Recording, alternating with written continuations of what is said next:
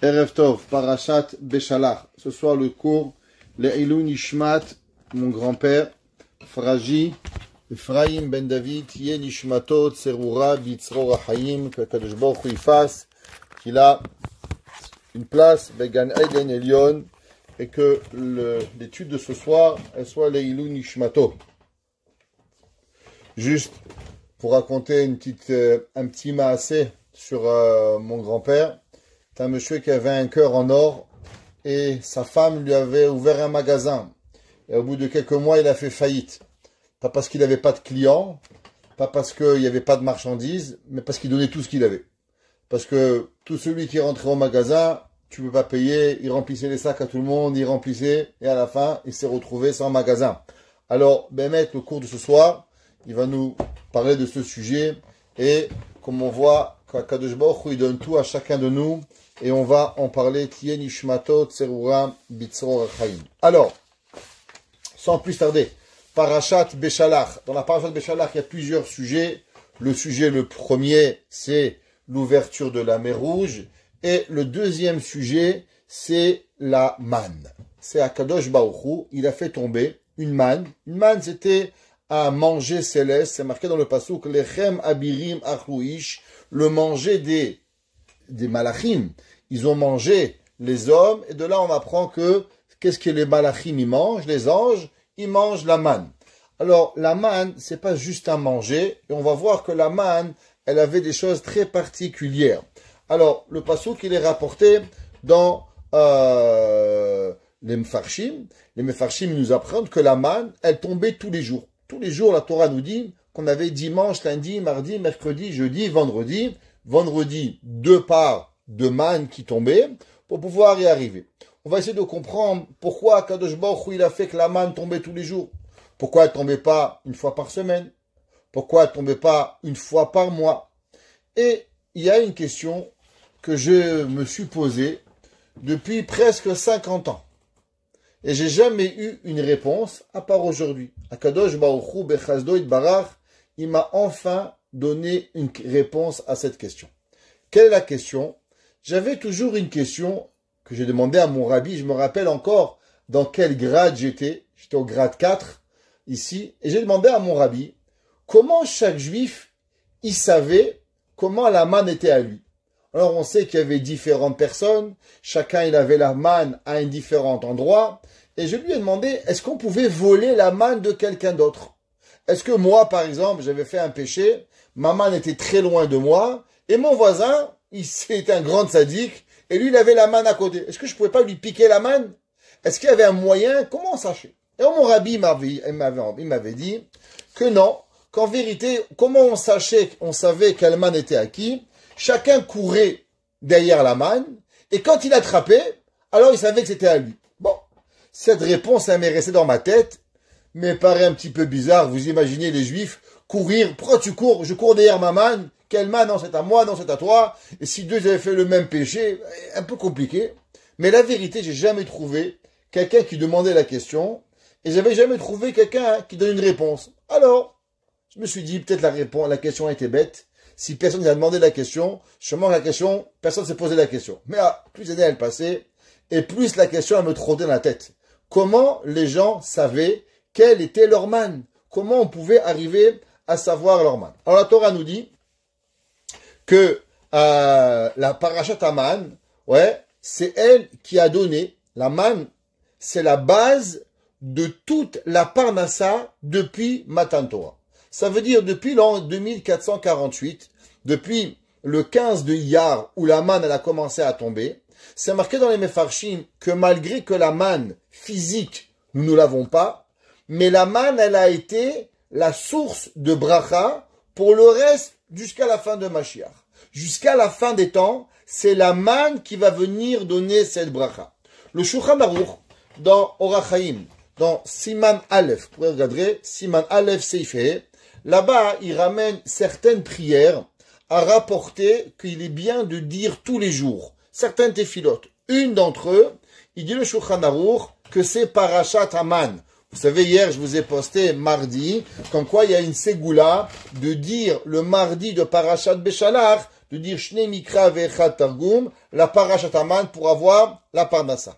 Le Shulchan Aruch dans Siman Aleph, il écrit et il dit que non seulement il y a une ségoula de dire la Parashat Haman, bien sûr, comme on a dit le mardi, mais il y a aussi une ségoula de dire la Parashat Haman tous les jours. Tous les jours après la Tfila, il est bien de dire la Parashat Haman. Le Mishnah Berurah, dans Sif Katan Yud Gimel, il écrit et dit comme suit. Pourquoi on doit dire la Parashat Haman tous les jours?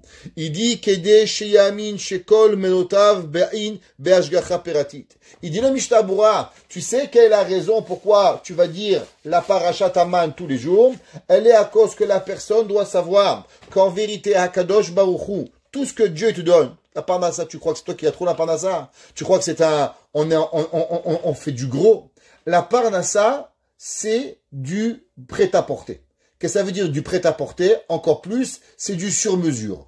Un, il est plombier, un, il est docteur, un, il est comme ça. Chaque fois qu'il y a un client qui rentre chez toi, chaque fois que tu as un appel qui t'arrive avant la Parnassa, il faut savoir que la Parnassa, elle est Hashgacha Pratit, Mishnah Berurah. Mishnah Berurah, c'est un livre de Halacha. C'est pas un livre de Kabbalah, Ségoulot. Le Shulchan Aruch, il écrit que c'est une des prières qu'on doit dire tous les jours. Et il dit Mishnah Berurah, pourquoi? À cause pour nous apprendre que la Parnassa, elle est Hashgacha Pratit. Quand il ramène, et il dit d'où est-ce qu'on sait? Il dit, vous savez que dans la manne, alors là, le Mishnah Berurah, il ramène un peu que Echad Hamarbe ve'Echad Hamamit, le pasuk qui dit que dans la paracha, qu'il y avait des fois des gens, ils prenaient beaucoup de manne. Ils étaient gourmands. Vous savez, les gens, ils aiment bien manger avec les yeux. Vous savez qu'une des raisons pourquoi on allume les bougies de Shabbat, pourquoi on allume les bougies vendredi soir? Il y a plein de raisons. Quelle est la raison pourquoi on doit allumer les bougies vendredi soir? Et aussi pourquoi les mettre à la salle à manger? Pourquoi on ne peut pas allumer les bougies et les mettre à la cuisine? Une des raisons qui est rapportée dans les Mefarshim, c'est à cause que vous savez qu'une personne qui est aveugle n'a jamais de satiété. Une personne qui est aveugle, la pauvre, elle peut manger, elle va jamais ne pas avoir pas faim. Pourquoi? À cause que l'on mange avec nos yeux. Et comme on mange avec nos yeux, on voit un gros pain, un gros kilo de viande, un gros poulet. Alors les yeux, déjà, ils nous enlèvent l'appétit. Alors un homme, s'il mangerait dans le noir, alors il aurait faim. Et parmi les halachot de Shabbat, c'est marqué Vekarat ala Shabbat oneg. Une des mitzvot de Shabbat, c'est quoi? C'est d'avoir du plaisir. Alors comment un homme pourrait avoir du plaisir s'il va sortir de table toujours affamé? Alors c'est pour ça que l'on doit allumer les bougies de Shabbat. On allume les bougies de Shabbat, pourquoi? Pour se rappeler comme quoi la personne, grâce à la lumière, il va voir ce qu'il va manger. Et quand il va voir ce qu'il va manger, pas la photo de ce que tu vas manger. Non, mais il va voir l'assiette qu'il va manger. Alors, automatiquement, il n'aura pas faim pour pouvoir y arriver. Et le pasuk qu'il écrit dit, Echad Hamarbe ve'Echad Hamamit. Que ce soit un homme, il avait pris 3 kilos. Ou un homme, il avait pris exactement la mesure qu'il devait avoir, qui était un Homer, un Sirit Haefa, un dixième. L'Oirsir, quand il arrivait à la maison, il avait exactement la même chose. Ça veut dire quoi? Il y a un gars, il a 10 clients. Il y a un gars, il a 5 clients. Tu crois que le gars qui a eu 10 clients, à la fin du mois, il aura plus d'argent que celui qui a 5 clients? Le gars qui a 10 clients, il peut avoir un pneu qui crève, il peut avoir le chauffage qui s'arrête. Comment tu vas avoir la parnassa? C'est pas ton nombre de clients, c'est pas savoir comment tu vas faire, c'est Akadosh Baruch Hu qui va te donner. Il dit Mishnah Berurah, il faut savoir halakha le maaseh. L'argent que vous faites tous les mois, c'est Hashgacha Pratit. Akadosh Baruch Hu, il signe combien Eliaou va avoir, combien Yona va avoir, combien Moshe va avoir, combien Stéphane va avoir, combien Arlène va avoir. C'est pas, allez, le peuple juif, un package deal, ce mois, 5 millions de dollars. Non, ça marche pas comme ça. Hashgacha Pratit que l'on va avoir. Et il dit pourquoi? Les orot, she'en ribu ya'ishtadlut mo'il me'uma. Il dit le Mishnah Berurah, attention. Il y a des gens, ils croient, on va faire plein de publicité, on va travailler 30 heures, 40 heures, 50 heures, et avec ça, on aura plus de clients. Il dit le Mishnah Berurah, faux. Tu sais pourquoi le Shulchan Aruch, il veut que tu lises la Parashat Haman tous les jours? Pour te rappeler, quand la Parashat Haman, les gens, il y en avait qui prenaient 5 kilos. Mais à la fin, ils arrivaient à la maison, combien ils avaient? Juste un Homer. Et il y avait un gars, le pauvre, il s'est réveillé un peu en retard, il avait couru au Stibler pour mettre des filines, et quand il arrive, parce qu'il ne lui restait rien dehors, une petite goutte de manne. Mais quand il arrivait à la maison, il avait exactement la même quantité que tout le monde. Il dit, Mishtabura, ne pas se planter, ne pas se tromper. L'effort que vous mettez dans la parnassa n'est pas effort égal parnassa. Il faut faire un effort. C'est un chovat haishtadlut. L'homme, il doit faire ce que Akadosh Baruch Hu lui demande de faire un effort, mais le résultat n'a rien à voir avec l'effort. Et on avait ramené, vous vous rappelez, au nom du Messilat Yesharim, le Ramcha dit, regarde, qui c'est qui travaille plus dur? Les boueurs ou l'ingénieur? L'ingénieur est derrière l'ordinateur, il clapote des boutons, et lui, il prend 200 000. Le pauvre éboueur, il est dans le froid, dans la glace, il met les poubelles. Et à la fin, combien il prend? Skin, il prend $1000. Je comprends pas. Si tu me dis que l'effort, il est associé à un résultat, alors pourquoi l'éboueur, il reçoit pas 300 000? Parce que lui, se lever à 3 heures du matin, au milieu du froid, et courir derrière un camion qui pue en hiver et en été, il devrait prendre 300 000. Et pourquoi celui qui tape l'ingénieur derrière l'ordinateur, lui, il prend 300 000? Il dit le Ramchal, à cause que l'effort n'a rien à voir avec le résultat. Rien à voir avec le résultat. Et il ramène le Yerushalmi. Il ramène le Mishtabura Yerushalmi, qui a marqué dans Masechet Brachot, Kol haomer parashat Haman, muftach lo, shelo yitma'atu mezonotav. Le Yerushalmi dit, écoutez ce Yerushalmi, tout celui qui va dire la parashat Haman tous les jours, garantit qu'il va pas lui manquer de l'argent. Ça veut dire, il y a des gens, ils essayent, ils jouent au loto, ils jouent au casino, ils courent toute sa vie pour avoir de l'argent. Il dit, Mishtabura, alakha, tu veux pas manquer d'argent? Dis parashat Haman tous les jours. Akadosh Baruch Hu, il va te donner. Alors, ce Yerushalmi, je l'ai pas retrouvé, et j'ai vu que les Sfarim, ils disent qu'on l'a pas revu. Mais les Maïs, plusieurs livres ramènent ce Yerushalmi. Rabbeinu Bechaye à la Torah, c'est pas le même Rabbeinu Bechaye de Chovot Alevavot, c'est Rabbeinu Bechaye ben Pekuda, c'est Rabbeinu Bechaye ben Rabbeinu Asher.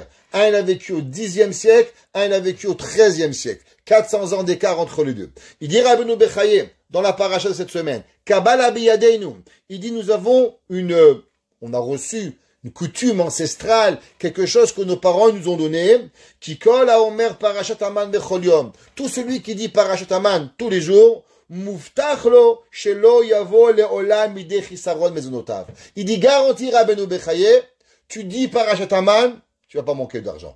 Hachem, il va te donner à manger tous les jours pour pouvoir y arriver. Comme c'est marqué aussi dans le Sefer Hamanig, un des Rishonim, il ramène dans Masechet Shabbat, et il dit, Kol haomer parashat Haman bechol yom, muftach lo, she'en meotan nichsavim, comme ça qu'il ramène. Le Tashbetz à Katan, au nom de Rabbi Shimon ben Rabbi Tzadok. Il les ramène et il dit au nom, qui est un talmud du Maram de Rothenburg. Le Maram de Rothenburg était le Rav du Roche, qui habitait en Allemagne. Et le Tashbetz, qui était son talmud, il ramène un Yerushalmi avec 2 mots en plus. Si j'ai répété tous ces commentaires, c'est pas pour rien. C'est pour arriver à ce Yerushalmi. Écoutez bien qu'est-ce qu'il dit. 2 mots supplémentaires. Il dit le Maharam de Rothenburg. Il dit Kol haomer parashat Haman. Tout celui qui dit parashat Haman. Alors bechol yom muftach lo she'en yitma'atu mezonotav. C'est son pain ne va pas lui manquer.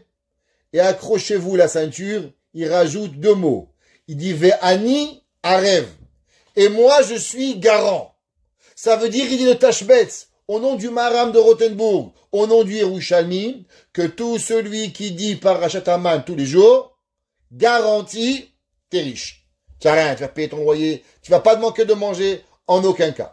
Le Semak, le Sefer Mitzvot Katan, il ramène aussi ce Yerushalmi, et il dit, qui sait que Behemet, il a dit ces mots, Va'ani Arev, il dit le Sefer Mitzvot Katan, il dit qu'en vérité c'est le Yerushalmi lui-même qui ramène, au nom de qui? Au nom de Rabbi Chelbon. Il dit Amar Rabbi Chelbon, Va'ani Arev Badavar. Il ramène pas 2 mots en plus, mais 3 mots. Il dit Va'ani Arev Badavar, et je suis garanti, un garant, dans la parole qu'on vient de dire, que tout celui qui dit Parashat Haman tous les jours, alors il va pas manquer de parnassa. Alors comme ça c'est marqué dans le Smak, dans Mitzvah Yudbet, au nom du Yerushalmi. Alors on va essayer de comprendre d'où est-ce qu'on sait ce concept que la manne, elle est la source de la parnassa de toute l'année, de tous les juifs depuis des millénaires. C'est joli de penser à ça, mais vous savez les juifs, on aime bien avoir des preuves. on a un peuple du livre. Alors nous, on veut des preuves pour pouvoir y arriver. Alors je vais vous lire quelques psukim dans la parashat Aman, où on va voir Be'emet d'où Chachamim, ils ont découvert que la manne, elle est source de bracha pour la parnasse de chacun de nous. Le pasuk qui dit comme ça, Vayomer Moshe, Ze hadavar asher tziva Hashem melo haomer. Voilà ce que Moshe a dit, vous allez prendre melo haomer, vous allez prendre une quantité de homer, les mishmeret, pour garder, les dorotechem, les ma'an yiru et alechem asher echalti etchem bamidbar, beotziti otam me'eretz Mitzrayim. Alors, Moshe Rabbeinu, il dit à Aaron à Cohen, vous savez, la manne, elle avait une fonction. Tous les jours, vous pouvez manger la manne. Dès qu'il venait le matin, la manne, elle fondait et elle disparaissait. Akadosh Baruch Hu, il a dit à son frère, à Moshe et à Aaron, vous allez prendre un vase, vous allez remplir de manne et vous allez la garder dans le Kodesh HaKodashim. Alors, dans le Kodesh HaKodashim, il y avait plusieurs articles. Un article, il y avait les premières tables de la loi, il y avait les deuxièmes tables de la loi, il y avait les kérouvim, les chérubins qui étaient dessus, et dans le premier temple, il y avait aussi les kérouvim de Shlomo HaMelech qui mesuraient 5 mètres de haut. Dans le temple que Shlomo HaMelech il a fait là-bas des kérouvim qui mesuraient 10 amot, 5 mètres de haut, des géants kérouvim en or qui étaient là-bas et qui gardaient les tables de la loi.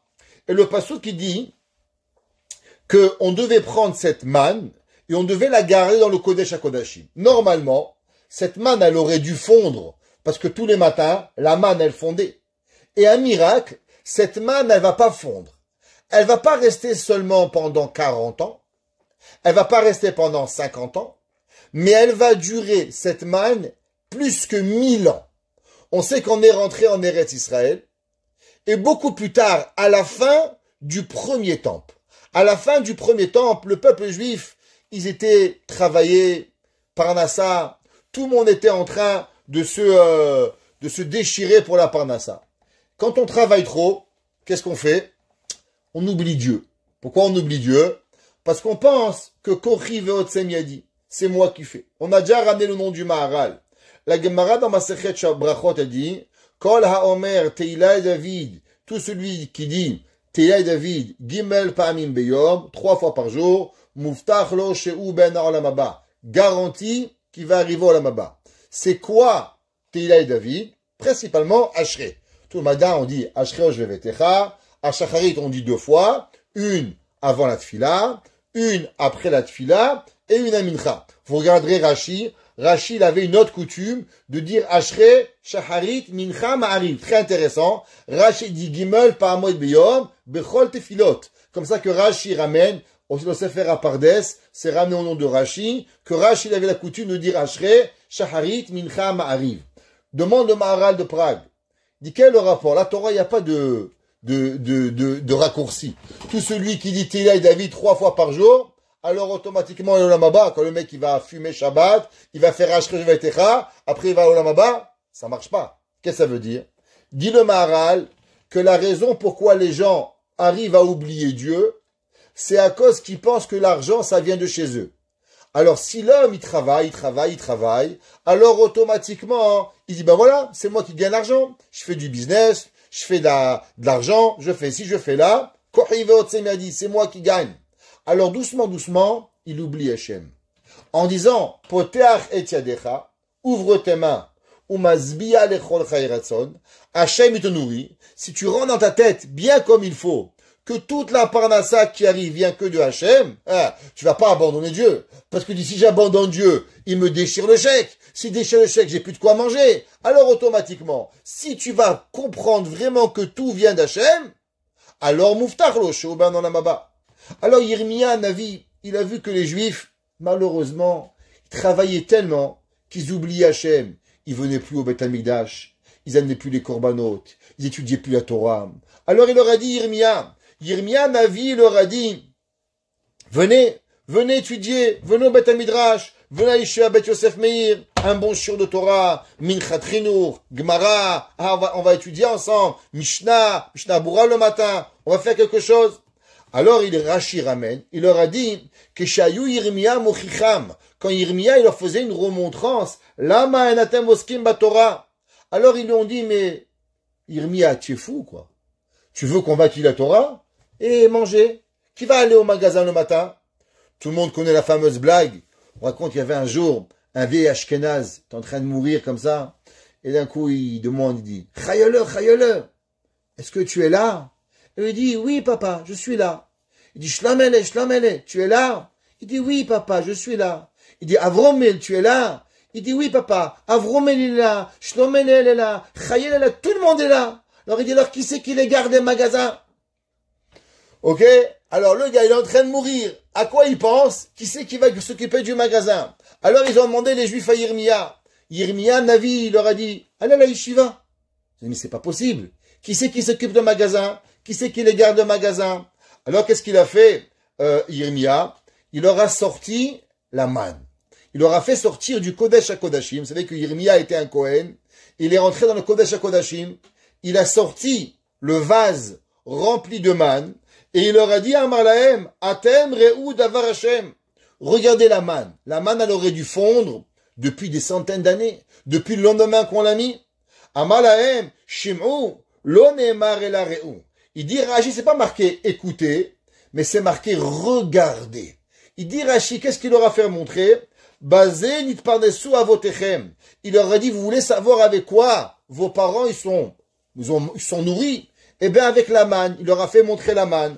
Arbe shluchin yeshlu hamakom leachin mazon yireav.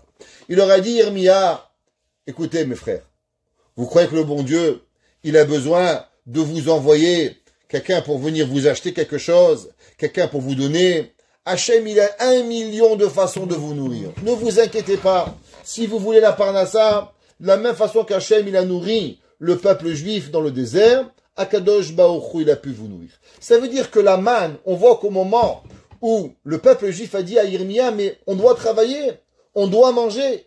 Qu'est-ce qu'il leur a fait montrer Yirmiya? Il n'a pas fait montrer un sefer de Teilim, il n'a pas fait montrer une ségoula de Rabbi je sais pas quoi, là-bas au Maroc, je sais pas quel rabbin. Il leur a fait montrer la manne. La manne, c'est ça qui nous nourrit. Et c'est ça qui continue à nous nourrir. Un de nos grands talmidim du Baal Shem Tov, il s'appelle le Rabbi Israël de Modjitz. Ceux qui connaissent un peu les Modjitz et Chassidim, en Israël, il y a une grande chassidoute. Et il a écrit un livre qui s'appelle Divrei Israël. Et le Modjitz Magid, il ramène une Gemara dans Masechet Yoma. La Gemara dans Masechet Yoma, page 75a. Ain He Amud Aleph. La Gemara là-bas, elle ramène une contradiction dans les psukim. Ceux qui vont lire les psukim cette semaine en Shnei Mikra Vecha Targum, ils vont voir qu'il y a, Behemet, une stira dans les psukim. Quelle est la stira dans les psukim? Le pasuk qui dit comme ça. C'est marqué Uberedet atal ala machane, laila yered haman alav. Si vous prenez le pasuk, c'est marqué qu'en vérité la manne, elle descendait dans le machane. Vous savez, le machane Israël, combien il mesurait en tout? 12 yud bet 1000. Il mesurait en tout 6 kilomètres. C'était le machane Israël. Les tribus étaient 4 devant, 4 derrière, 4 à droite, 4 à gauche, Moshe et les Lévi'im au milieu. En tout, ça durait combien? Yud bet 1000. D'un côté du camp, à l'autre côté, 12 000. Donc là, on apprend la halakha de Troum. Troum de Horaz, d'après tout le monde. Rabbi Akiva, c'est combien? Yud bet milin qui était arrivé. La Torah nous dit que la manne, elle tombait betoch hamachane, dans le camp d'Israël. Pourtant, c'est marqué dans le passage d'après, Vayetse ha'am, ils sont sortis le peuple, Vayilketu, et ils ont récupéré la manne. Et c'est marqué aussi, Shatu ha'am velaketu. Et c'est marqué aussi qu'ils sont partis. Alors, qu'est-ce que ça veut dire? La Gemara, elle demande 3 contradictions dans le pasuk. Un, que c'est marqué, d'abord que la manne a été dans le mahane. 2, que c'est marqué vayetsu, ils sont sortis. Et 3, que c'est marqué chatou. La Gemara dit, qu'est-ce que ça veut dire le mot chatou? La Gemara dit, c'est qu'ils sont partis loin. Demande la Gemara, je comprends pas. Alors, est-ce que la manne est tombée dans le campement? Elle est tombée à l'extérieur du campement? Ou la manne est sortie très loin du campement? Ouais, c'était la manne. La Gemara a dit qu'elle pouvait sortir à 10 par ça. Combien de kilomètres elle pouvait arriver la manne? 10 par sa haute, 36 kilomètres. Miskin, le gars, il avait faim. Il devait courir 36 kilomètres avant de trouver de quoi manger. Ça veut dire, toi, tu vas à IGA, tu es assez loin. Il y en avait le gars, c'est pas IGA à Cavendish. Le gars, il s'appelait Montréal. Il allait jusqu'à Mirabel pour aller acheter un bout de pain. Miskin. Il crevait de faim. Mon Rosh Shiva, il disait, quand les gens, ils le voyaient qu'il mangeait pas, il dit, tu manges pas, il y a un taranit aujourd'hui. Il se faisait passer pour un tzaddik. Comme ça, au moins, il dit pas, au mec qui courait derrière la manne pour pouvoir y arriver. Qu'est-ce qu'il va dire aux gens? Oh, la Gemara a dit, pourquoi ça marqué, Betocha Machane, en dehors du Machane, et loin du Machane? La Gemara a dit, ça dépend. Il y avait 3 genres de juifs. Tzadikim, Benonim, Rechaim. La Gemara a dit, il y en avait des gens devant la porte. Tzadikim. Il ouvre la porte de la maison, il y a la manne. Les Bénonim, ils devaient sortir du campement. Devant le campement, ils trouvaient. Et il y en avait, non, ils devaient sortir 36 kilomètres. Ils devaient courir, Rechaim. Ils devaient arriver pour pouvoir y arriver à avancer. Rashi nous dit, venez, on va essayer de comprendre comment elle marchait la manne. D'un côté, la manne, c'est marqué qu'elle tombait. De l'autre côté, c'est marqué que la manne, d'un côté, c'est marqué que la manne, la rosée, elle venait. Alors, qui était exactement la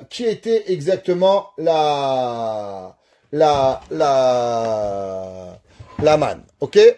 Alors, la Gemara, Rashi nous ramène un très intéressant Rashi. Rashi dans Perek Tetzain, Pasuk Yudalet. Il y a quelqu'un qui vient de se connecter, je ne sais pas qui c'est. Alors, la Rashi dit, qu'est-ce qui se passe? Rashi dit que la manne, quand elle venait, il y avait la rosée, et la rosée, elle venait sur la manne, c'est-à-dire qu'il y avait la rosée, il y avait la manne, après il y avait encore la rosée, et c'est comme ça que la manne, elle tombait. La Gemara nous dit que comment ça fonctionne la rosée. La Gemara nous dit que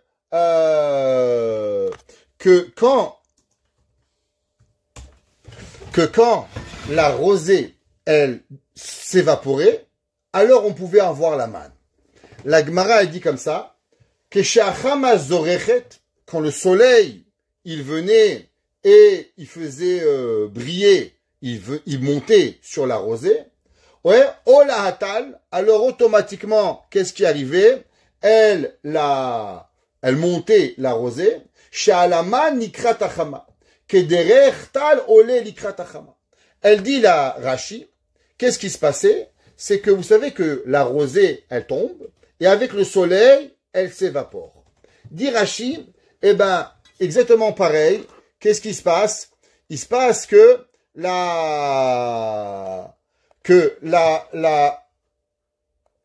rosée, pas qui c'est, je sais pas qui c'est, il donne pas son nom, désolé, on n'accepte pas. Alors, dit Rashi, pour que la rosée, la manne soit là, il fallait que la rosée, elle disparaisse. Quand la rosée, elle disparaissait, alors automatiquement, c'est là qu'on pouvait percevoir la manne. Et il dit,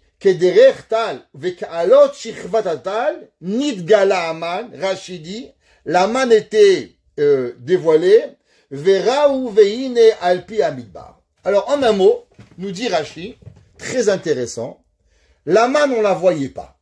La manne on la voyait pas. Elle était couverte, et plus le soleil y venait, il faisait évaporer la manne, et quand il faisait évaporer la manne, c'est là que la rosée, elle était visible. Mais sinon, on la voyait pas. Il dit le divrei Israël. Et il dit le divrei Israël de Modjis. Qu'est-ce que ça veut dire cette histoire? Que quand la rosée, elle disparaissait, alors automatiquement, la rosée, elle était, elle arrivait. Et il dit quelque chose d'incroyable. Il dit en vérité, mesdames et messieurs, vous vous rappelez au début du cours, je vous ai posé une question. Je vous ai demandé comment les gens ils savaient quelle était leur manne.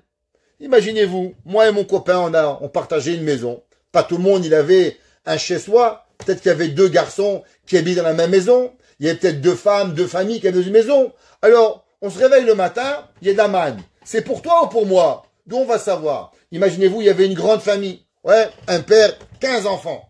9 tzaddik, un moyen. Comment on va savoir à qui elle appartient la manne? Quoi, tout le monde devait être au même niveau? On a vu qu'il y avait des Réchaïm, il y avait des Bénonim, il y avait des tzaddikim. Alors comment on pouvait savoir la manne? Il dit le divrei Israël. Vous savez quoi? En vérité, la manne, elle tombait de partout en même temps. Il y avait plein de manne. Il y avait de la manne dans le camp. Il y avait de la manne en dehors du camp. Il y avait de la manne à l'extérieur du camp, très loin. Mais ce n'était pas la manne le problème. Le problème, c'était tes yeux. Un homme, il sortait, il voyait rien, il marchait. 1 kilomètre, il marche rien, il voit rien. 2 kilomètres, 3 kilomètres. Ah! D'un coup, il voyait la manne. Il savait qu'il avait la manne à 3 kilomètres. Un gars, 2 frères, 2 personnes pouvaient rentrer dans exactement la même dehors. Un, il trouvait sa manne, un, il trouvait pas sa manne. Il dit le divrei Israël. Vous savez comment on pouvait savoir comment était ta manne? Eh ben, ta manne, elle était là, parce que Akadosh Baruch Hu, il ouvrait tes yeux pour que tu puisses la voir. Ça veut dire qu'Akadosh Baruch Hu, il remplissait tout le mahané de manne. Devant, derrière, il y en avait plein. Mais le problème, c'est pas la manne. Le problème, c'était quoi? Le problème, il était de toi. Le Midrash Tanchuma. Il y a un Midrash Tanchuma incroyable. Le Midrash Tanchuma, il est rapporté et il dit dans la paracha de cette semaine, pour regarder dans le Siman Kaf, et il dit comme ça. Vayetse ha'am velaktu davar yom beyomo. Et il dit le Midrash Tanchuma que les béné Israël, ils venaient et ils récoltaient la manne. Il dit Mika Maya Rabbi Eliezer Amodi Omer. Il dit là Rabbi Eliezer Amodi, il disait Kol mishieshlo mayochal hayom. Écoutez bien. Un homme, il a un frigidaire, Baruch Hashem, il a de quoi manger. Et qu'est-ce qu'il dit? Et il dit Ma'ochal amachar. Qu'est-ce qu'on va manger demain? Areze mechusar emuna. Il dit le Midrash. Vous savez qu'est-ce qu'on apprend de la manne? On apprend de la manne une seule chose. Que dans le désert, c'est marqué Vaya arrivecha, vaya achilecha et aman. Dieu il t'a affamé et il t'a nourri la manne. Le passage dans Devarim il dit. Qu'est-ce que ça veut dire Vaya arrivecha, vaya achilecha et aman? À cause que Akadosh Baruch Hu tous les jours, le frigidaire il était vide. Le frigidaire, il n'y avait pas de quoi manger. Et si on voulait avoir la manne,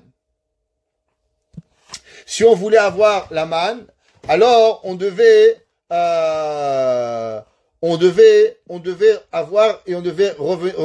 revenir et Akadosh Baruch Hu nous donne. Ça veut dire que la manne, elle revenait par rapport à ce qu'Akadosh Baruch Hu voulait de nous.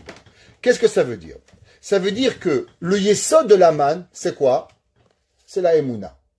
D'où vous savez quand les béné Israël ils sont venus, ils ont demandé à chacun, qu'est-ce que c'est ça? C'est quoi cet aliment? Comment ils ont dit? Manou. Il dit, les Mefarshim, le divrei Israël, il dit, c'est quoi les lettres Manou? Il dit, Manou, Otiot, Emouna. Il dit, qu'est-ce que ça veut dire Manou, Otiot, Emouna?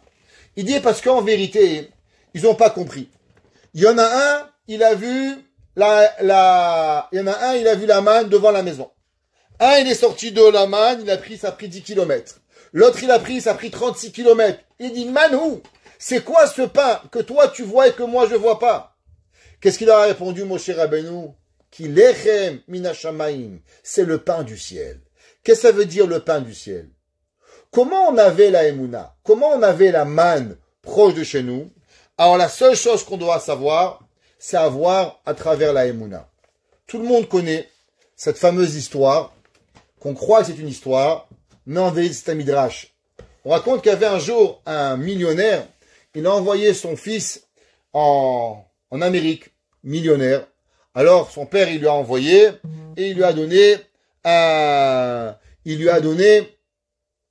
un gros chèque de quelques millions de dollars. Il s'est installé, il a acheté une voiture, il a mangé, il a bu, et ainsi de suite pour pouvoir y arriver. Au bout de 6-7 mois, qu'est-ce qui arrive? Il il n'y a plus d'argent, il appelle le pas, il dit, papa, le compte il est vide. Ah, il dit à mon fils, comment tu vas? Tu vas bien? Il dit, Baruch Hashem, tout va bien. Merci Hashem. Ok, t'inquiète pas mon fils, je te mets un petit peu d'argent dans le compte. Top. Le lendemain, il voit $1000. Il appelle, il dit, papa, je fais quoi avec $1000? Il dit, ben, tu me rappelles demain. C'est une blague? C'est pas une blague. C'est marqué dans le Midrash. La Gemara dans Masechet Yoma, Daf Ain Vav Amud Aleph. La Gemara a dit que qui a demandé cette question-là? Talmidim de Rabbi Shimon Bar Yochai. Juste pour vous dire, qui étaient les Talmidim de Rabbi Shimon Bar Yochai? Rabbi Elazar était les Talmidim de Rabbi Shimon. Tous les Tanaïm. Ils ont demandé à Rabbi Shimon Bar Yochai, Rabbi, pourquoi Kadosh Baruch Hu, il n'a pas envoyé la manne 100 kilos par année? De la même façon que la manne, elle pouvait rester dans le Kodesh HaKodashim pendant 1000 ans, elle aurait pu durer 1 an, elle aurait pu durer 1 mois, elle aurait pu durer 1 semaine. Alors pourquoi la manne, elle n'a pas existé et elle venait tous les jours? Alors il lui a dit, Rabbi Shimon Bar Yochai, il lui a dit, si la manne, elle serait venue 1 fois par an, les Juifs, ils auraient parlé à Dieu 1 fois par an. De façon à ce que Akadosh Baruch Hu, on lui parle tous les jours, alors Hachem, il envoie la manne tous les jours. La Gemara dit, Velo haya magbil pene aviv elapa machad bashana. Vous savez, les gens, ils savent, à Kippour, Petit Hada Parnassa, 3000, 10 000, 20 000, ils s'excitent. Prends mon fils, le Sefer Torah, il n'est pas là tous les jours. Pourquoi tu t'excites avec la Parnassa? Ah, parce que tu penses que c'est seulement à Kippour que le bon Dieu t'écoute. Oh, ça va. Mais en vérité, la Parnassa, c'est tous les jours. À Kadosh Baruch Hu, tous les jours, on peut demander à Kadosh Baruch Hu qui nous donne. On n'a pas besoin. Il dit Rabbi Shimon Bar Yochai, c'est pour ça que Akadosh Baruch Hu a donné la main tous les jours. Nimtza kula mekavenim et libam le aviem sheba shamayim. La Gemara dans Yoma Ain Vav, elle dit de façon à ce que chacun de nous, le cœur, il était avec Akadosh Baruch Hu tous les jours pour pouvoir y arriver. Ça veut dire que la tfila, pour pouvoir prier avec Akadosh Baruch Hu, Hachem, ce qu'il veut de nous, c'est la tfila. Alors, à l'époque, il y avait la manne, mais aujourd'hui, il y a encore la manne. Comment ça s'appelle? La Emouna. Tout dépend combien vous croyez à Akadosh Baruch Hu. Tout dépend combien vous avez de Emouna. Alors, automatiquement, Akadosh Baruch Hu, il va vous donner tous les jours. Alors, le Divrei Israël, il ramène un Mahamar incroyable. Et il ramène un Midrash. Et le Midrash, il dit, regarde, les gens, ils dorment. Il va dormir le soir. Chérie, on va dormir. Il fait rien. Qu'est-ce que Akadosh Baruch Hu, il fait? Pendant que toi, tu vas dormir, Hachem, il envoie la pluie. Akadosh Baruch Hu, il envoie le vent. Hachem, il envoie les abeilles. Hachem, il s'occupe de tout le monde. Toi, tu crois qu'il se passe rien dans le monde. Il n'est la nouvelle Oishan, Shomer Israël. Akadosh Baruch Hu, il a tout un monde qui est derrière pendant que toi tu dors. Akadosh Baruch Hu, il arrive et il va. Et il dit le Midrash, Abriot yeshenim amitotehem. Vakadosh Baruch Hu morid geshamim ou megadel tzmachim. Pendant que le monde il dort, alors Akadosh Baruch Hu, qu'est-ce qu'il fait? Akadosh Baruch Hu, il fait grandir. El hakol echad kefi haemuna u bitachon shelo. Kach hu roeh et parnasato sheichin Akadosh Baruch Hu. Il dit le Divrei Israël. Vous savez en vérité c'est quoi la parnassa? L'argent, il est dehors. Il y a des milliards d'argent dehors. Si vous ne me croyez pas, regardez Google, regardez Apple, regardez Samsung, regardez toutes les compagnies. Il y a des milliards. Le monde fabrique des milliards à chaque seconde. Il y a des milliards d'argent qui sont là. Des milliards d'argent. Alors pourquoi Mskin, celui-là il a $1, celui-là il a $100, et celui-là il a 1 milliard? Comment ça fonctionne? Il dit le Divrei Yecheskel, c'est simple. Vous savez qu'est-ce que c'est la différence? C'est comment toi tu le vois. Vous vous êtes jamais posé la question, en tout cas moi je me suis posé la question, pourquoi lui il est ingénieur? Pourquoi lui il est médecin? Pourquoi lui il est avocat? Comment ça marche? Comment on choisit son métier? Est-ce que c'est le métier qui nous choisit ou nous qu'on choisit le métier? Ma mère, elle a un principe. Elle dit, c'est bizarre. Le gars, il est grand et fort, il est catcheur. Le gars, il est tout petit et friqué, il est derrière un ordinateur. Il dit, toi, tu crois que tu choisis ton métier et t'as rien compris. C'est en vérité le métier qui t'a choisi. C'est pas toi qui choisis ton métier. Ça veut dire quoi? Il dit, Divrei Yecheskel, que quoi? Que combien tu as de Emouna? combien Hachem il te fait ouvrir tes yeux pour aller voir l'argent où aller. Et c'est pour ça que c'est marqué à propos de la manne. Il dit les ma'an yir'u et alechem. Afin que vous voyiez le pain. Qu'est-ce que ça veut dire afin que vous voyiez le pain? Ça veut dire que tout dépend de la ré'ia qui est arrivée. Il y a un rave que tout le monde connaît. Si vous ne le connaissez pas, vous êtes perdu dans ce cours. Il s'appelle comment? Allez, je vais entendre le nom. Rabbi Elimelech de Lizinsk. Il avait un frère qui s'appelait Rabbi Zusha de Nipoli. Et dans Parashat Behar, elle parle de quoi? Vous savez, pratiquement chaque semaine, on essaie de dire un Dvar Torah de Rabbi Elimelech de Lizinsk. Alors Rabbi Elimelech il ramène au nom de son frère Rabbi Zusha. La Torah dans Parashat Behar, elle dit comme ça. Vous savez que cette année, il y a la Shemitah. Donc 1, 2, 3, 4, 5, 6, et on a la Shemitah. Maintenant, à la Shemitah, on peut rien faire. Donc on peut pas planter. Donc on plante la 8e année, et on va récolter la 9e année. Donc la Torah dit, qu'est-ce qui se passe si un homme, il va dire, Manochal Bashanazu. Comment on va manger? On doit manger la 7e, la 8e. Comment on va faire pour manger? Faut travailler. Akash Baruch Hu, il dit non, Vetsiviti et Birkati. Je vais ordonner ma bracha, et la 6e année, tu vas avoir de quoi manger. La 6, la 7 et la 8, et tu mangeras la nouvelle récolte que la 9e année. Demande Rabbi Zusha de Nipoli, pourquoi la Torah, elle a ramené cette question? Vechit Omar, et si tu vas me demander, Manochal, qu'est-ce qu'on va manger à la 7e année?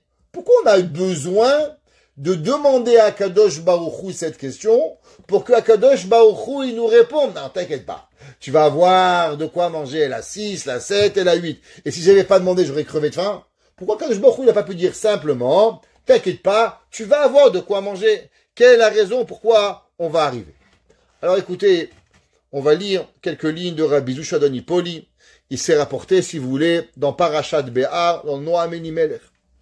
Et là-bas, il dit Rabbi Zusha la chose suivante. Véniré, chez Hashem Idbaruch, Hashem Idbarar Baruchu, que chez Bara et Haolam, quand Dieu il a créé le monde, Ishpia Mitsuvo Tsinorot. Alors on va expliquer un peu kabbalistique, qu'est-ce que ça veut dire. Chacun de nous, on mange, on boit, on dort, on a de la vie. Maintenant, tout cela, ça marche comment? Alors, si on pourrait mettre des films, on a derrière nous des câbles de vie. On les voit pas. Hachem, il est incroyable. Il a fait tous ces câbles, on peut respirer sans avoir un tube dans la bouche. On peut manger sans avoir un tube qui est dans le ventre qui nous rentre pour nous donner ce qu'on a besoin. Mais en vérité, il y a des tuyaux qui viennent. Des tuyaux célestes qui donnent la vie, la santé, la bracha, pour pouvoir voir. Tout cela, il marche avec ce qu'on appelle des hashpaot qui viennent du ciel que Kadosh Baruch Hu nous donne. Pareil, ta parnassa, en vérité, tu as un tuyau connecté à ton dos qui va directement au ciel et Dieu, tous les jours, il t'envoie. Pic! Vous savez, je sais pas, quand j'étais petit, dans les magasins en France, il y avait, quand ils recevaient de l'argent, elle les mettait la caisser dans une boîte, elle appuyait un bouton et pouf! Et ça s'envoyait à un sang pour récupérer l'argent. Pareil, en vérité, chacun de nous, il dit Rabbi Elimelech, on a un tuyau qui nous amène le shefa, la bracha, chacun de nous, depuis le moment où on est, jusqu'au moment où on part de ce monde, Akadosh Baruch Hu nous envoie là, à tous nos besoins. Vederech ha-shefa, shelo lehavsi klal. Il dit attention, vous savez, même les artères, si vous mangez trop gras, eh ben les artères, elles se bouchent. Il faut aller chez un docteur, faire un bypass, il faut on ouvre les artères. Le shefa d'Akadosh Baruch Hu, il est imbouchable. Rien. Ça avance. Tous les jours, tu manges, tu bois, tu vis. C'est incroyable. Tous les jours, tac, tu reçois. C'est infermable qui arrive. Et là, seulement, vous savez comment on peut fermer les tuyaux de bracha. Il dit Rabbi Elimelech, comment les tuyaux de Parnassa, ils sont fermés? Une façon. Que chez Adam nofel mi madregato, quand l'homme, il tombe de sa madrega, ve'en lo bitachon. Et là, il commence à douter de Dieu, de la croyance en Dieu. Amashgiach hamiti, azan mefarnes briotav, beli efse klal. Il dit l'homme, il dit, Dieu, vraiment tu vas me nourrir? Quoi, tu es capable? Ah, tu doutes de moi? Pas de problème, on ferme le bouchon. Il dit Rabbi Elimelech, Hachem, il peut te nourrir toute ta vie. Toute ta vie, ça va jamais s'arrêter. La preuve, vous connaissez des enfants qui crèvent de faim, il fait rien, l'enfant il est là, la mère elle le nourrit, biberon, elle en a mangé. Comment il mange le bébé? Comme il disait mon père, chaque enfant il vient avec un portefeuille, et pas le tien, le sien. Chaque enfant il vient avec un portefeuille, mais pas ton portefeuille. Le portefeuille qui appartient à l'enfant. Akadosh Baruch Hu lui demande. Et les problèmes de Parnassa, ils arrivent quand? Les problèmes de Parnassa, ils arrivent quand une personne, elle commence à douter. Regardez. C'est intéressant, si vous voulez savoir la vie, comment ça marche. Quand vous êtes bébé, vous posez aucune question. Et les bébés, ils ont toujours de quoi manger. Quand vous grandissez, vous mangez beaucoup, adolescent, et papa, il a beaucoup d'argent, il vous nourrit. Baruch Hashem, tout ce que vous avez besoin. D'un coup, vous commencez à avoir 20 ans, et là, vous vous posez des questions. Comment je vais manger? Comment je vais avoir une maison? Et là, vous commencez à avoir des problèmes de parnassa. 20 ans, une claque, 30 ans, une claque, 40 ans, une claque, 50 ans, une claque. À l'âge de 50 ans, vous commencez à comprendre qu'en vérité, l'argent, il vient sans que vous voulez, ou il vient pas même si vous voulez. Et là, vous recommencez à avoir le bitachon. Et c'est bizarre, les vieux, ils sont très riches. Et là, vous vous demandez, mais pourquoi les vieux, ils sont riches? La réponse, elle est simple. C'est parce que les vieux, ils se posent plus de questions. Comment je vais manger? La question qui coupe la parnassa, c'est le pourquoi. Il dit Rabbi Elimelech, vous savez qu'est-ce qui ferme le tuyau de Parnassa? C'est quand tu demandes pourquoi, comment, est-ce que vraiment Dieu va me nourrir? Hachem dit ok, tu me crois pas en moi, t'as pas confiance en moi, je ferme l'interrupteur, t'as confiance en moi, alors j'ouvre l'interrupteur pour pouvoir y arriver. Et il dit, et là, haï, az ose adam ha'u b'machshavato haï, et dit, vous savez qu'est-ce que vous faites? L'envie de Dieu. C'est quoi la volonté d'Hachem? La volonté d'Akadosh Baruch Hu est d'une chose. De vous donner. Olam chesed yibane. Hachem n'a qu'une seule envie, c'est que vous êtes au Beth Midrash et vous recevez la parnassa. Ça vient, l'argent, tac, ça coule, Beshefa. C'est ce qu'Hachem il veut. Et Hachem, il a créé le monde juste pour te donner. Il dit Rabbi Zoucha, mais au moment où tu dis, vraiment Dieu, tu es capable, tu forces Dieu à fermer le tuyau. Mais au moment où tu forces Hachem à fermer le tuyau, tu détruis la raison de l'univers. La raison de l'univers, c'est d'Hachem de donner. Mais toi, avec tes questions, Barminan, alors chas v'shalom, on atténue et on diminue les forces célestes. Et après on dit, mais pourquoi Hachem ne me donne pas? C'est toi qui as changé la nature de Dieu. Dieu, il voulait te donner, et toi, tu as tout fait pourquoi? Pour que Hachem, il te donne pas. Et alors, il arrête, Barminan, la bracha d'Akadosh Baruch. Maintenant, quand l'homme, il fait Akadosh Baruch Hu, à l'homme, il fait la Shemitah, alors Hachem, il est obligé de lui donner, de le nourrir. Alors comme Hachem, il est obligé de nourrir, mais de l'autre côté, Hachem, il a fermé le tuyau, alors Akadosh Baruch Hu, il doit créer un nouveau tuyau pour le donner, qui est le tuyau de la Shemitah. C'est toi, tu avais un tuyau qui était tout de suite, mais ce tuyau, faut pas le boucher. Faut jamais demander pourquoi. Le jour où tu dis pourquoi, le tuyau, il s'arrête. Mais non, mais j'ai fait la Shemitah, alors je dois avoir la paramassa. Alors Hachem, il doit créer un nouveau tuyau, un nouveau circuit qui va te donner la bracha. Et il dit Rabbi Zoucha d'Anipoli qu'au moment où tu donnes ta question, Vechitom Rumanochal Bashanaï, alors tu renverses et tu chamboules tous les mondes supérieurs à cause de toi. Et qu'en vérité, si tu n'avais rien demandé, tu aurais eu la bracha sans avoir aucun problème. Le Ohev Israël, qui était le Apterouv, ouais, tout le monde connaît le amour de Apte, s'appelle le Ohev Israël, l'homme qui aimait les Juifs. Alors il ramène au nom de Rabbi Yechiel Michel Mizolotchov, qui était un des Talmidim du Baal Shem Tov. Et il dit, que veut dire le mot Emouna? Alors j'aimerais, que veut dire le mot Emouna? On a vu que le mot Emouna, la racine c'est Manu, mais Rabbi, le Ohev Israël, l'amour de Zolotchov, il explique et il dit, viens, je t'explique qu'est-ce que ça veut dire le mot Emouna? Et il dit que le mot Emouna, il a deux explications. La première, comme on connaît, l'explication normale, Ha'amanat adavar shevada yekar. Il dit le mot Emouna vient du mot imun. En anglais, ça s'appelle trust. C'est comme ça. Tu te lèves le matin et dis ce qu'il va faire jour demain. Il a fait jour, ça fait 5784 ans. Tu peux être sûr que toi, tu vas être là, je sais pas. Mais une chose que je suis certain, c'est que le soleil, il va briller demain. Combien il va briller? Beaucoup de soleil, mais il fera jour. Ça, je peux te garantir. Est-ce que demain soir, il fera nuit? Garanti. Ça fait 5784 ans. Tous les soirs, il fait noir. Il n'a jamais fait jour à Montréal durant la nuit. C'est jamais arrivé. Donc ça, tu peux être sûr. Donc, que veut dire le mot Emouna? Emouna veut dire vérité. Ça veut dire quelque chose que tu peux arriver à croire avec certitude. Et il dit, il y a une autre traduction du mot Emouna. Ah ouais? Où est-ce qu'on voit ce deuxième mot de Emouna? Alors, vous savez que d'habitude, maintenant, on est à moins d'un mois de Purim. Mais bon, mais là, à cause qu'il y a Hadar Vehadar, alors on est à un mois de Purim Katan. Dans un mois, normalement, on aurait dû lire, quoi? La Megillat Esther. Dans la Megillat Esther, il y a un nom. Comment elle s'appelle? S'appelle Esther. Comment elle s'appelle Esther? Vaï Omen et Hadassah I Esther. Intéressant. Vous savez que Esther, elle avait un autre nom.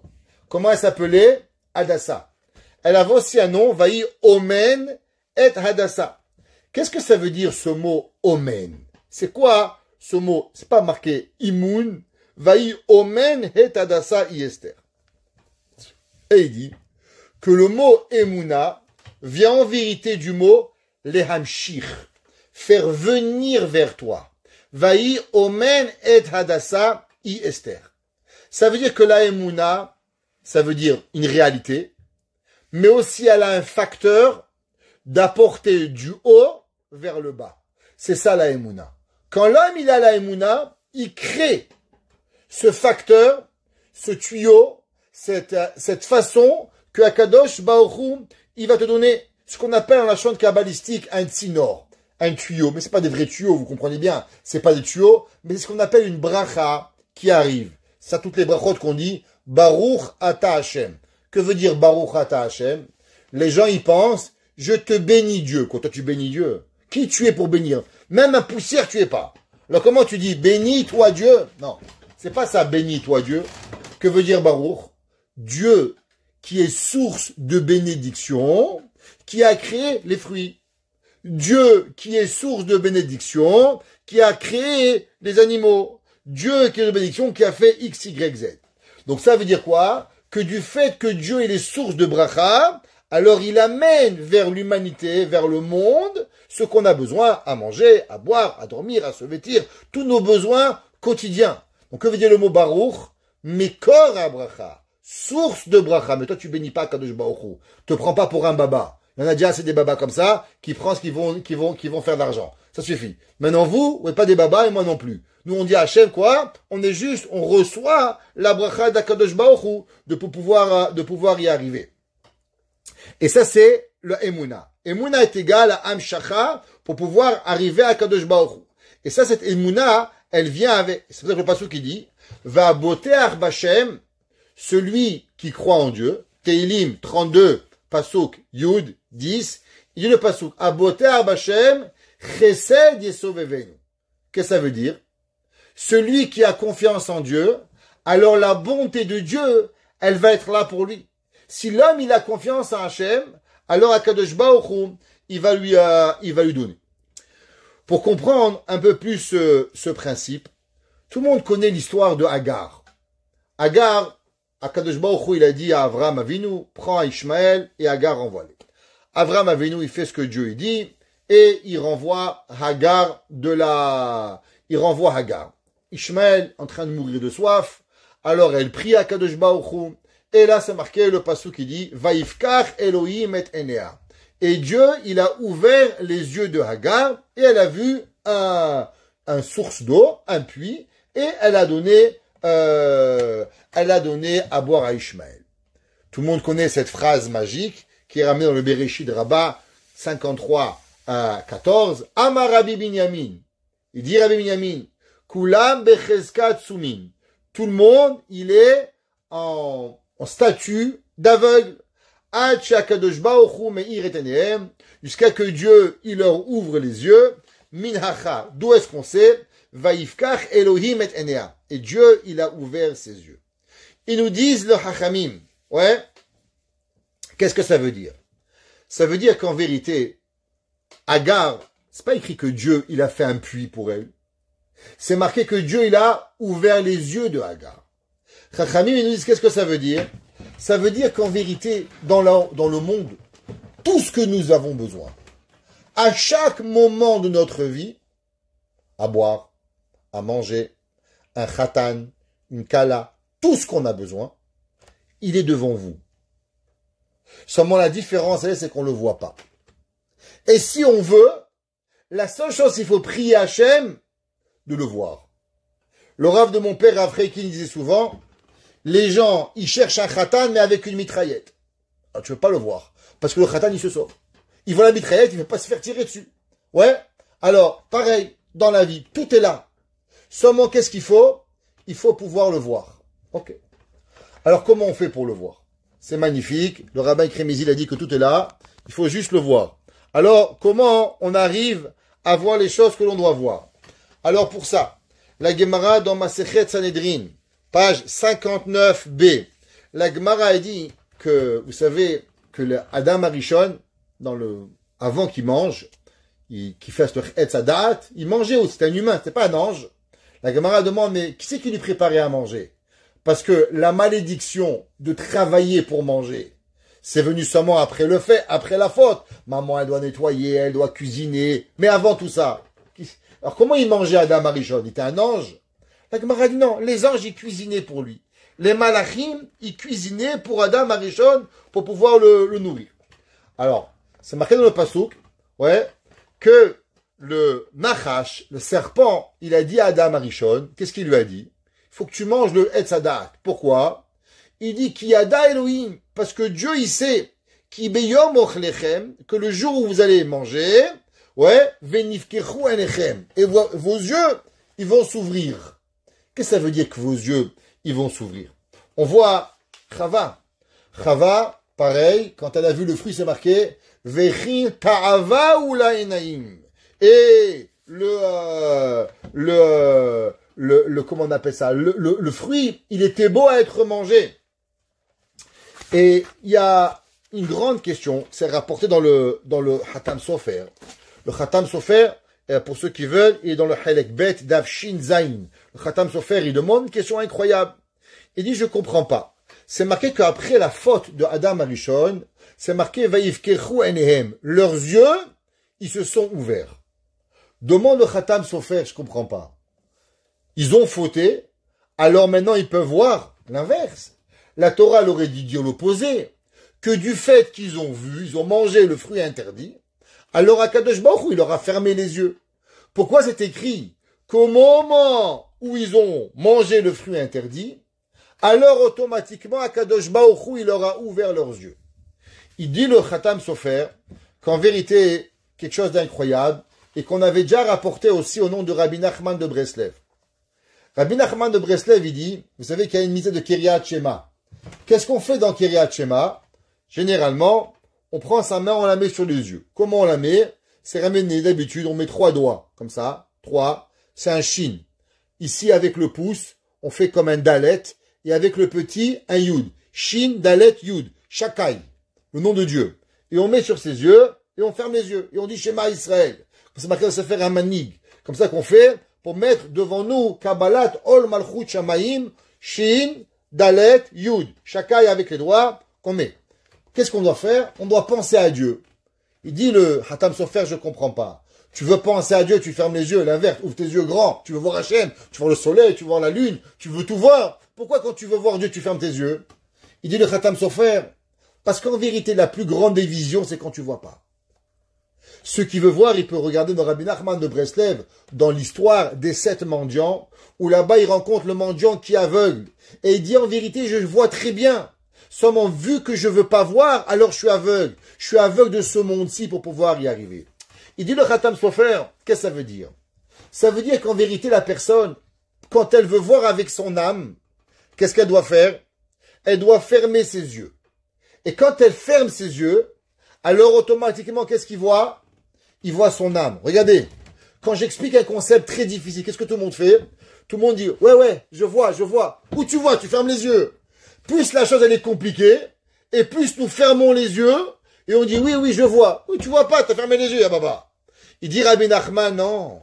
Parce que pour voir la lumière dans l'obscurité, il faut fermer tes yeux physiques pour pouvoir voir avec ton âme. Ça veut dire que quoi? Ça veut dire qu'en vérité, au moment où Adam Arishon il a mangé, qu'est-ce qu'il y avait avant qu'il mangeait? Il y avait du manger de partout. Il y avait de l'or, il y avait de l'argent, il y avait tout ce que nous avions besoin à tous les coins de rue. Et même les malachim étaient capables de nous servir, de nous donner à manger, nous donner à boire. Il n'y avait pas de problème. Mais le problème, il est au moment où Adam Arishon, il a mangé. Pourquoi il a mangé? À cause que Adam Arishon, il a voulu voir avec quels yeux? Avec les yeux matériels. Dit le Khatam Sofer, au moment où tu vois avec les yeux matériels, tu sais qu'est-ce que tu fermes? Eh ben, tu fermes tes yeux spirituels. C'est pour ça que Adam Arishon, avant, il avait plein de manger. Dieu lui a dit, maintenant tu as mangé, t'as vu, tu veux tout voir, pas de problème. Vas-y, regarde. Alors, tu vas devoir courir pour pouvoir manger. Dans le peuple juif, dans le désert, qu'est-ce que c'est marqué? Réou, regardez la manne. Pourquoi? À cause que l'homme, il avait le pouvoir de devenir comme Adam Arishon avant la faute, de pouvoir voir la manne de tous les côtés. La manne, elle jonçait sur les sols, il y en avait des millions. Seulement la différence, elle était à combien toi tu peux voir arriver.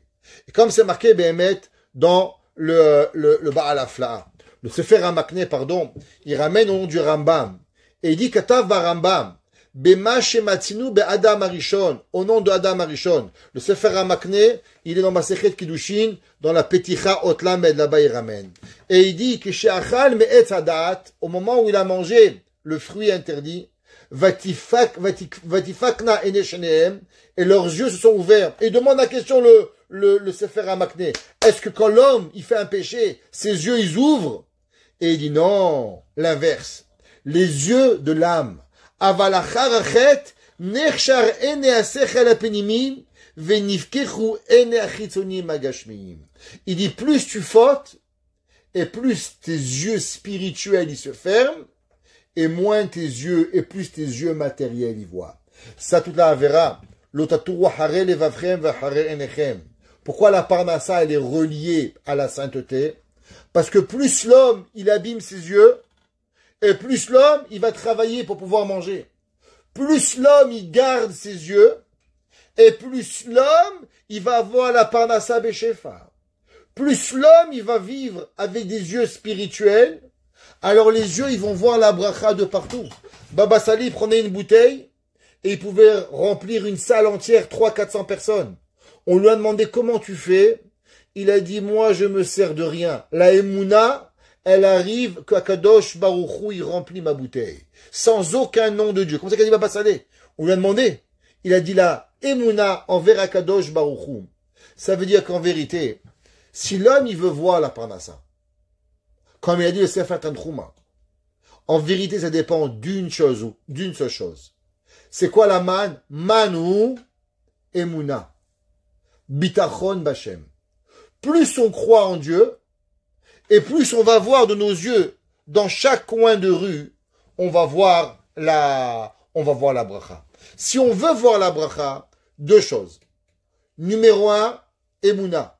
À travers la Emouna, on se connecte au Tzinorot d'Akadosh Baruch Hu, au tuyau, à la bracha d'en haut. 2, Shmirat Haenaim. Faisons attention à nos yeux.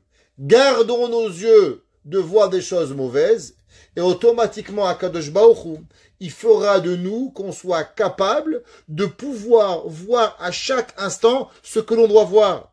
Mais pas avec des yeux physiques, mais avec des yeux spirituels. Les Havdil, vous savez, même les hindous, ils disent qu'il y a un troisième œil. Ils disent c'est l'œil de l'âme. Ils disent l'œil d'un Neshama, il est capable de voir. On n'a pas besoin des hindous pour nous le dire. La Torah nous dit le Sefer HaMakne, il dit si on veut voir en vérité ce que Akadosh Baruch Hu il a pour nous, qu'une seule chose. Croyance en Dieu. C'est pour ça que tous les jours on dit Parashat Haman, et on fait la tfila Akadosh Baruch Hu, on fait attention à nos yeux physiques, alors Akadosh Baruch Hu il nous ouvre les yeux pour pouvoir voir la bracha à tous nos coins de rue, de pouvoir y arriver. Baruch Hanai Leolam. Amen ve'amen. Shiur leilu nishmat. Fraji Ephraim ben David. Tien nishmato tzerura bitzrora chaim.